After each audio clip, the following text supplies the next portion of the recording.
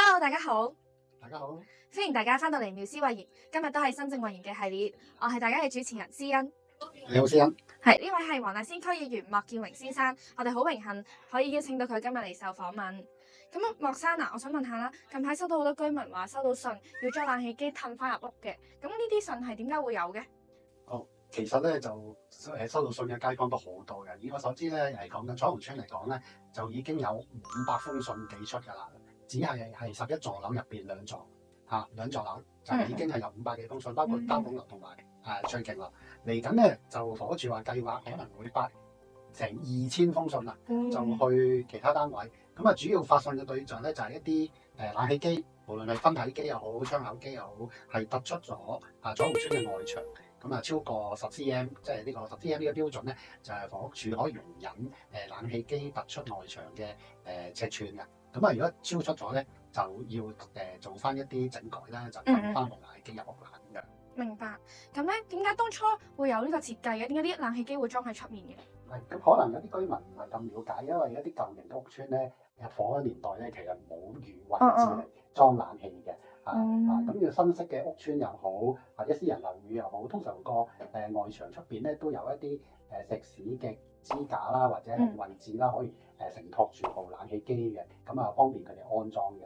咁後來時代進步啦，冷氣機開始普及啦，咁居民咧就紛紛喺外牆度咧就加裝冷氣嘅。咁但係彩虹村嘅設計咧就係外牆對入咧，其實係一個露台嘅位置。但係因為好多居民屋企嘅空間唔係咁大咧，都用埋個露台位置做飯廳或者廚房或者係即係居住嘅地方啦咁樣。咁所以通常部冷氣咧就放喺露台近呢個外牆窗邊嘅位置咁樣。係啦。咁其實好多年安裝咧都相安無事嘅。當然有啲好突出、好離譜突出咗好多嗰啲要處理嘅個案，即係有呢個跌落嘅風險嘅冷氣機，咁房屋署都會出信去叫佢褪翻入屋或者做一啲整改嘅。咁但係咁大規模一次過咁大規模叫佢整改咧，都係我第一次聽到。咁同埋就因為長一段比較長嘅時間咧，係冇做過呢個執法，應該話冇好嚴格咁做執法。當然頭先講話突出好嚴重嗰啲會做啦。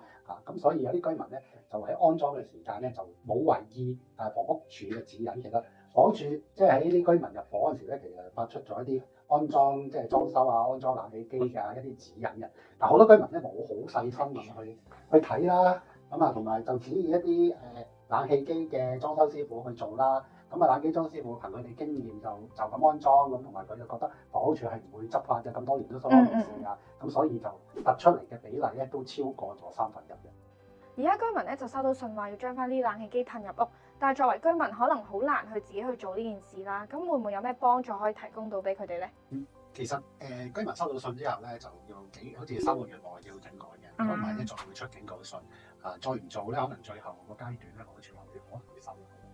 所以有啲居民都好擔憂呢樣嘢。咁當然有啲居民未必識自己褪翻部冷氣機啦，都係揾啲冷氣機師傅啦。窗口機比較容易處理嘅，可能褪入少少，再接過啲膠個架，可能要 cut 少少咁樣，可能係1000蚊或者樓下已經有啲可以處理到㗎啦。咁但係有一啲分體機咧，出邊係裝咗好多一啲架去裝嗰個分體機嘅嗰啲咧，就比較大工程，有啲可能涉及要搭棚添使幾千蚊或者1萬蚊不等咁樣。咁我哋亦都提供咗一啲相片。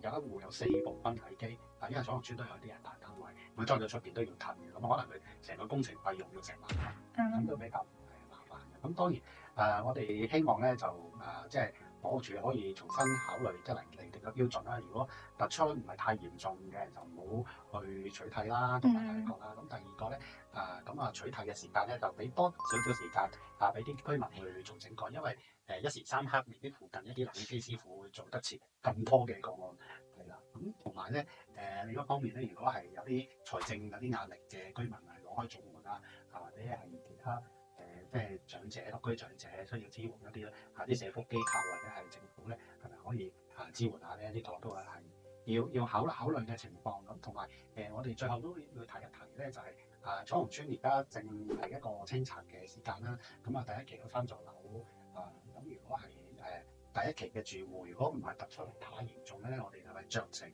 寬免咗佢咧？因為過多2年都清拆啦咁樣。咁都係呢啲都係我哋一啲建議嚟嘅，係啦。咁希望即係呢啲建議都可以協助到居民。明白晒，多謝晒莫議員今日嘅分享。我哋都會對於冷氣機需要褪入屋呢件事有更加多嘅了解啦。如果大家仲有啲咩問題嘅話，可以喺下面寫留言啦。咁我哋見到咧就會覆返嘅。咁記住 like 呢條片 share 俾你嘅朋友，同埋 subscribe 我哋嘅 channel啊。下條片再見，拜拜。